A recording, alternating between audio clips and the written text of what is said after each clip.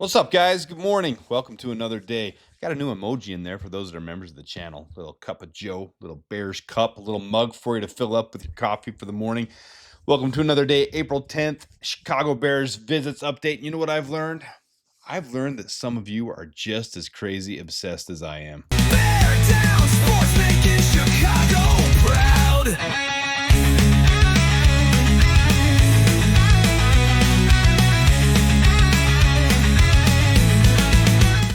Yep, let's do it. Oh, went to hard work last night. Did the research. You guys have some stuff this morning, so we're gonna update some of the Bears' top 30 visits. We're also gonna update you on the local pro day. Last year, the Bears gave a lot more information out about the pro day. They showed the 40 players that showed up.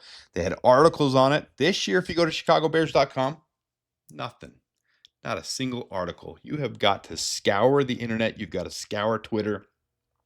You've got to search hard to find those players that showed up to the Bears local pro day. And there's actually some really good ones. So we're going to jump into that. We're going to jump into top 30 visit tracker. We're going to hit some of these prospects that we've kind of glazed over a little bit lately. We haven't done full in-depth stuff on them yet. We're going to look at where we stand with the total roster count and where we're going to head as we go to the next stage of this offseason. But first of all, as we do, we pull me off screen. We're going to look at the dates here. So some big things coming up. We know the Bears have already met with the team. They've been in the workouts. We've seen videos. We've seen pictures of that. If you guys haven't seen it, I updated that on some other videos that we did. You can check it out on Twitter. You can just search in there. Tons of videos of them working out, getting their off-season workout program going, getting up to speed, getting up to shape. Two things that I do really like is seeing both Braxton Jones out of the boot, walking around, getting light workout in. He's not going hardcore, but he is getting the light workout in. But Jaquan Brisker on Twitter, on Instagram, posted an update, kind of playing the victim a little bit. Didn't love that. But I think it's more of him trying to play his motivation, trying to show he's motivated to come back. He posted this video. I've turned the sound way down because it's not safe for the wife and the kids and anybody who has got the little ones running around. But a lot of video footage of him out there putting the work in, showing that he says literally back. So he is all the way back. He says his head's good enough. We'll see where he goes. I sure hope they make some of these guys wear the Guardian cap, him and Roshan Johnson. I don't see any reason why they shouldn't. But he appears ready to go. And we like to see that because there's a lot of question marks around that young man and how he's going to perform, what he's going to do, how he's going to come out this year. So they've started the offseason workout program. The Bears had their local pro day visit. I've mentioned it. We're going to get a little bit more into that in a minute. That was 2 days ago on April 8th. They've really been hush-hush about it. I don't love it. I've had to scour and get my own information together about it.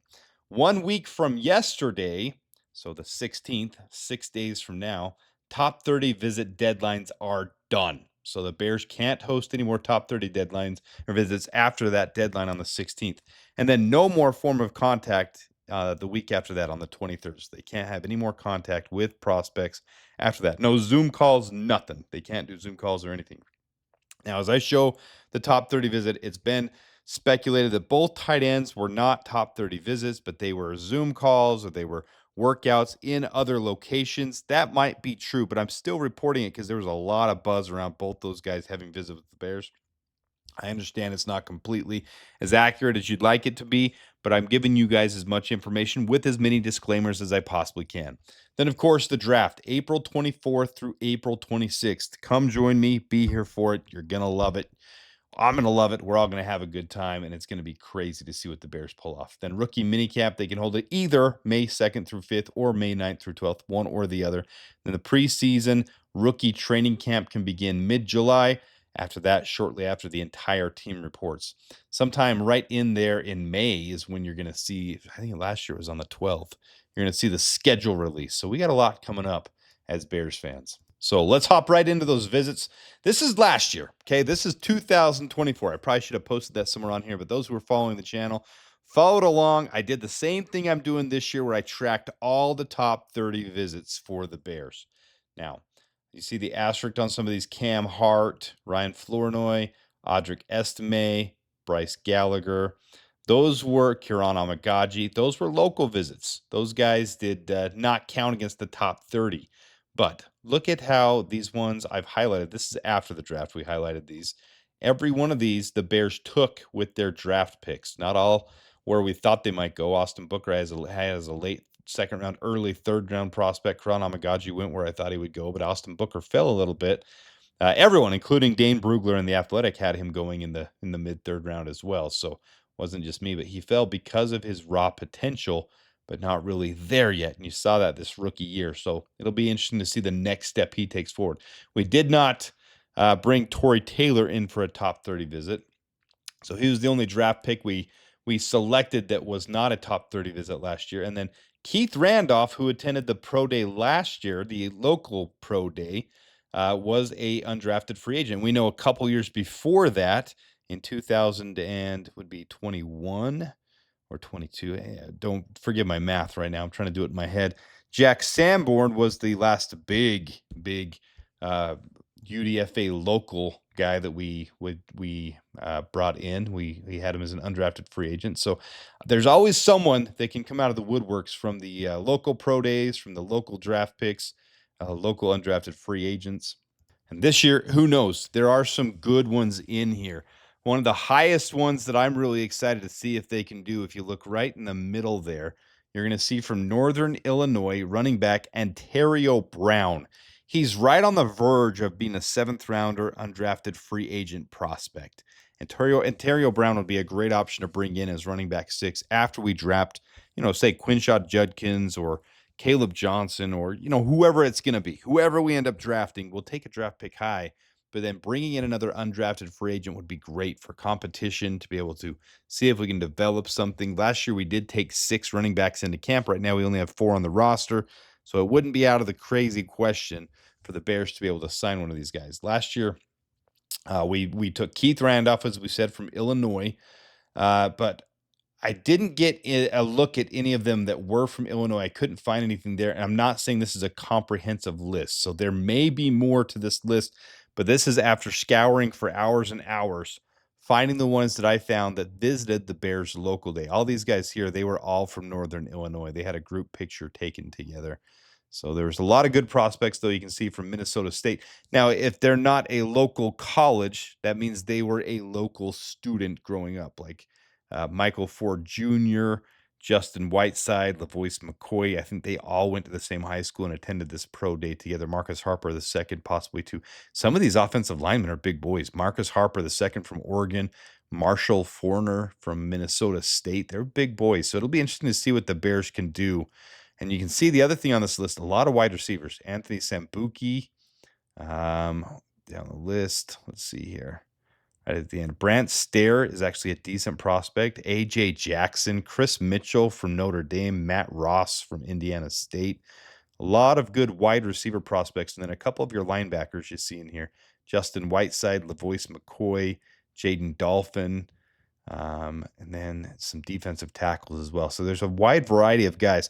I'm not too deep on any of these guys. I had already looked into Ontario Brown. I've mentioned him once or twice on this podcast, so I think that's a really good prospect option. If he doesn't get drafted late in the 7th round by someone, or maybe the Bears would want to take a late 7th. We have 2 7th rounders, 233 and 240, which are both really close to near the end of the draft. 257 or 256 draft picks this year. I think it's always right there between 254, 255, 270, or 258. Somewhere in that range is always Mr. Irrelevant will be that last one taken. I think it's this year's the Chargers have a comp pick right there at the end of the 7th round. So I think the Chargers get Mr. Irrelevant this year.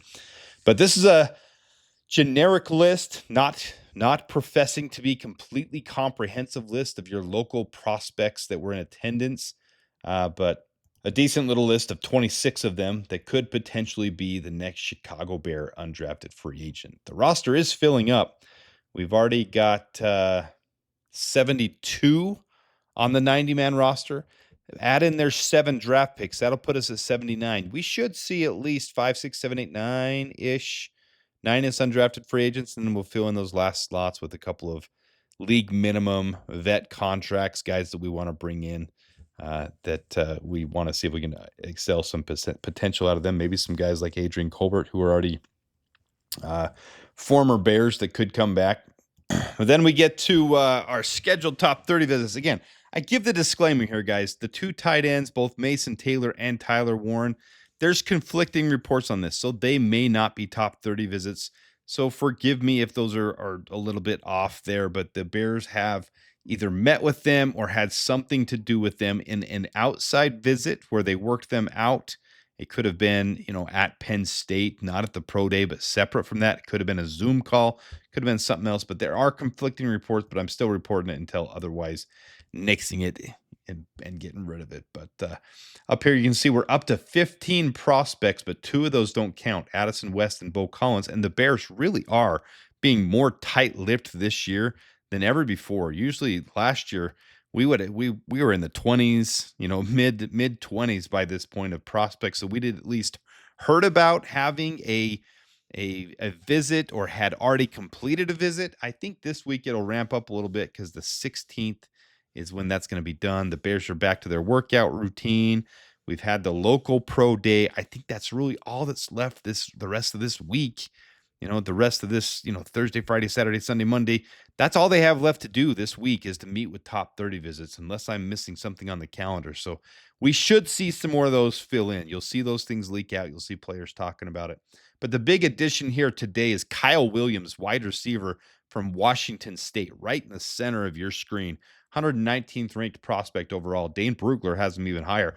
I like the kid personally because he was a UNLV athlete, and he transferred when when you get rid of a coach and when you hire a new coach, that happens a lot. Kids go to the transfer portal. He did, got recruited hard by Washington State and really, picked up and did even better there. So it was a good move for him. We brought Ricky White in at UNLV. It was good for the Rebels in that regard with our new head coach at that time, Barry Odom. He brought Ricky White with him.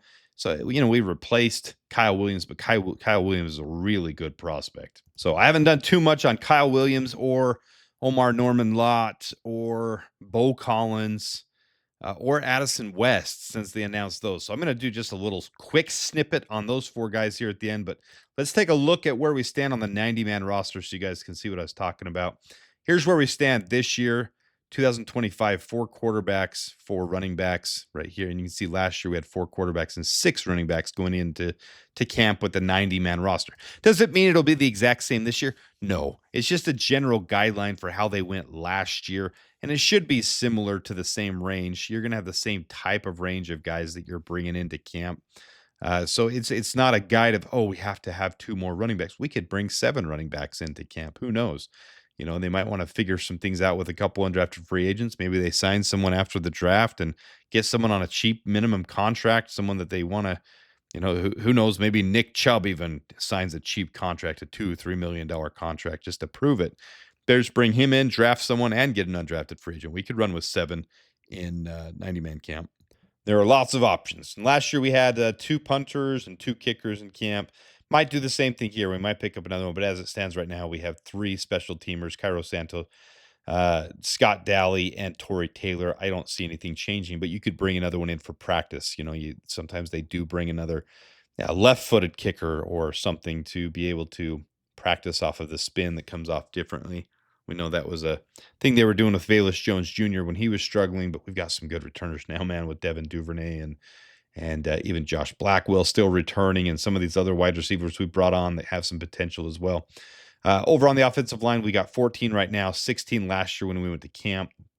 I would think we had a couple more through the draft, maybe even one in undrafted free agency. You could roll with 17 in there.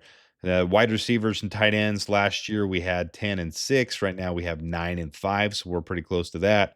Defensive line, 15 last year, 12 as it stands now. I do expect us to draft at least 1 defensive tackle and 1 defensive end. Could always pick another player up in undrafted free agency as well. Sign someone after the draft. Who knows?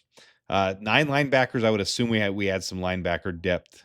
2 nickelbacks right now, 3 last year. So we're a little depleted in this department right here inside the box, the defensive box.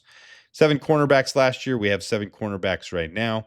6 safeties this year, 8 safeties last year. So We're at 72. When you add the 7 draft picks, that would put us at 79. So expect us to be picking up about 11 more guys through either undrafted free agency, which I get really excited for some delusional reason, because these guys don't develop very often. But when you get a Jack Sanborn and he does develop, it's fun. It's the storyline is fun. We all get sucked into that. It's very exciting for the Bears. So let's look at those 4 prospects real quick, and then we'll get you out of here. Hope you've enjoyed your morning wake up routine. Get your coffee, get your orange juice. I did try to make an orange juice um, emoji as well, and it just wasn't framing and formatting right. So I'll have to work on that a little bit. I'm more of an orange juice guy. The sugar, I got to cut the sugars out though, so maybe I need to get rid of orange juice out of my life. But here is Omar Norman Lott. Jane Brugler has him in the third, fourth round range, 65 to 138. He's not a top 100 prospect, so you'd think 100 to 138 for where they have him sitting. Here's all the PFF stats on him, NFL Draft Buzz, his measurements, and then the All Scouts average overall rank at 75, but where they each individually put them into their classifications. Really a solid pressure generating defensive tackle, 3-tech, more than nose tackle that's going to, shoot the gaps and get a lot of pressure. Next up, we're just doing this quick rundown style. We got Addison West, who I've mocked in a couple of my mock drafts at the end of the 7th round with one of those last picks. He could very well be an undrafted free agent. Brugler has an undrafted free agent. 30th ranked interior offensive lineman. He would play center most likely. He could probably switch between center and guard. That's how they have him listed here as well. You see his arm length is short. Weight is more of a center weight, but really good holding his own against pressure, but at a small school, Western Michigan. So there is going to be some question marks about that. Not a lot of places even put a ranking on him because he came from the small school, but a good pass blocker, good run blocker, good player that it'd be fun to have come into camp to compete with, say, Ricky Stromberg or Doug Kramer, and be able to compete with those centers for a backup center position, see if you can develop them. So I do like him for that. Not a lot of playing time those first 3 years, you can see, but then once he did take over, rough first year full-time playing, but then, really did well after that. Next up, we've got Kyle Williams. You see here my UNLV reference. UNLV from 2020 through 2022, and then transferred 2023 to 2024 to Washington State when the coaching change happened there. And then UNLV really took off after that. So Dane Brugler has him a 3rd-round prospect. Overall, his consensus rankings 118, 119 range, but Dane Brugler has him at 91st overall. Really interesting story with him. He actually has a child. He had a child when he was 15 years old. I played quarterback in high school. Basically, the whole time he's a lefty, southpaw. Played quarterback, did decently well, but he was told if he wanted a chance of getting a scholarship that he needed to switch wide receiver. So he did that last year, and really did really well at the high school level, almost 1,000 yards receiving his senior year. And good speed, and I think his 40 times right around 4.4-ish. All his measurables check out. He's maybe a little bit light, but you'd think he could get a little bulked up at the NFL level as well. But he's an X receiver, and he's a decent sized X receiver, 5'11", but he's got decent speed, so it's not going to hurt him there. Good contested catch, but his drop rate was a little bit suspect until he went to Washington State. Then he really brought it down. His NFL passer rating soared. I should be showing you guys this as I say it. So there's the drop rate. Contested catch rate is really good, and I like that. And then his NFL passer rating looked really good as well. So good prospect. Once he moved to Washington State from UNLV, got into their new system, it really escalated from there. You can see he went from 426, 601, 541 to 842, 1196 receiving yards. So he did a great job of taking it to the next level, and he's a very highly regarded prospect. So the Bears are bringing him in for a top 30 visit. And the last one, Bo Collins, who is Notre Dame. So he's a local prospect.